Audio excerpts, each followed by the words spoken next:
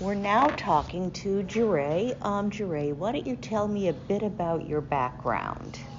Um, so in terms of music, Yes. all right. So music for me started at a very young age. Probably since I was about 8. I grew up around the church, playing different instruments within the choir. My dad was also a choir master of the choir, so I got to pick a lot of instruments. But officially, I didn't release a song until 2017. But I was writing a lot of songs. I just didn't put out anything until 2017 when I put out my first song. And then based on the feedback I got from like my friends and my friends' friends, they were like, "Oh, you might actually know what you're doing with this thing, so you might want to pursue a career." And then ever since then, I just never stopped. You're from Nigeria, aren't Correct. you? And can you tell me a little bit about some of the artists, they don't just have to be from Nigeria, but any artists in general who influenced you? So growing up, like I said, I listened to a lot of what my dad listened to growing up. Obviously the great Fela Kuti, who was the pioneer of Afrobeats, which is the genre I'm, primarily, creating right now. And I listen to Sir Shina Peters, who is also like a pioneer of Afro Juju music, which was big in like the 90s, the 80s. But right now, my sound is more Afro fusion, which is a combination of Afro beats with like R&B, Afro pop, Afro Afro beats with like rock or whatever genre it is. So I just try to fuse a lot of different sounds with my background. But in terms of the artists I listen to, Fela, Sergio Peters, Michael Jackson as well. So a lot of that pop, I got it from there. I think that a lot of people, outside of Africa, they unfortunately tend to think of Africa as this homogenous culture, which it's not at all, of course. Yeah. So overall, there's definitely, I would say, a lot of misconception about, what it's like to grow up in Africa. But, it's definitely a great experience. I try to go back every year, and it's just amazing every time I go back. It's lovely out there. Well, my boyfriend, when he was in the Peace Corps, he was in Botswana and had a great time. Oh yes, Botswana is nice too. Very nice. What would you think are some of the biggest misconceptions people have, not just about Nigeria, but just Africa as a whole? I think there's a lot of associations with like poverty. I think that's the biggest thing. But like we have the richest black man in the world in Nigeria, in Aliko Dangote, who's a billionaire in dollars, right? So granted, there's a lot of poverty out there. I'm not taking that away or saying it doesn't exist, but in as much as there's that, there's a lot of wealthy folks out there who have definitely made a name for themselves in Nigeria. So What's in Nigeria, like, what's the music scene like there now? so a lot of it is Afrobeats, which is what I do.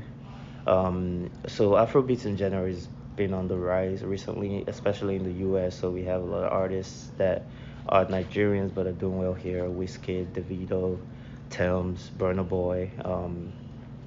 So all of those are from Lagos, from Nigeria, just exports, and now are doing well here. So overall, the music scene is growing.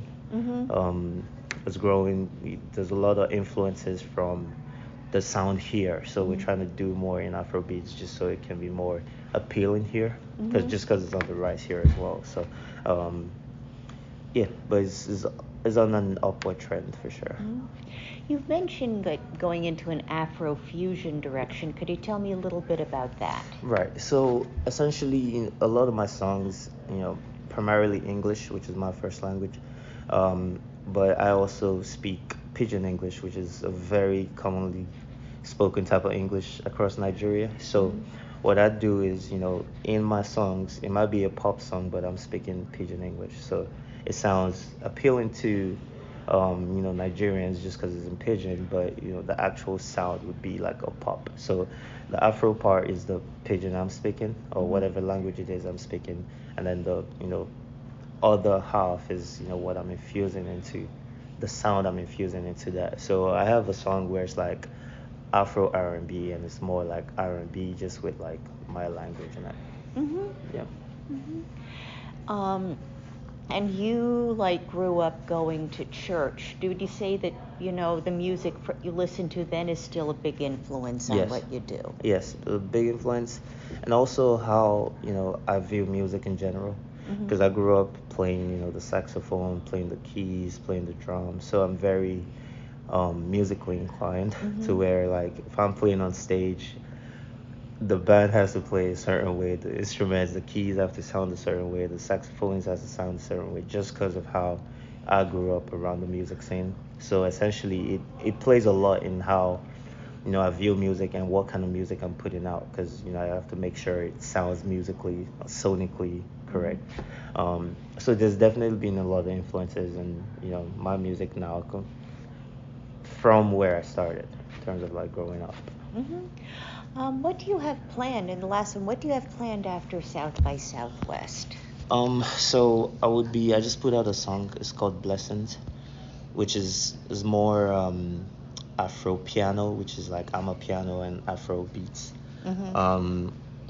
So I just put that out last week actually. So after South by, I'll probably put out a video for it, but we kind of want to see where the song goes, and then based on that we'll put out a video, and then I plan on putting out a project probably in the summer, about like a 4-track EP, just something that can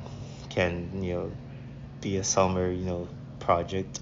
So a lot of the songs are like summer infused and more like Caribbean, more tropical sounds, if you will. So yeah, that's really what I have planned in the next couple of months, and then from there I'll just do more collaborations. Definitely open to collaborations, and just try to put my show out here later in the year.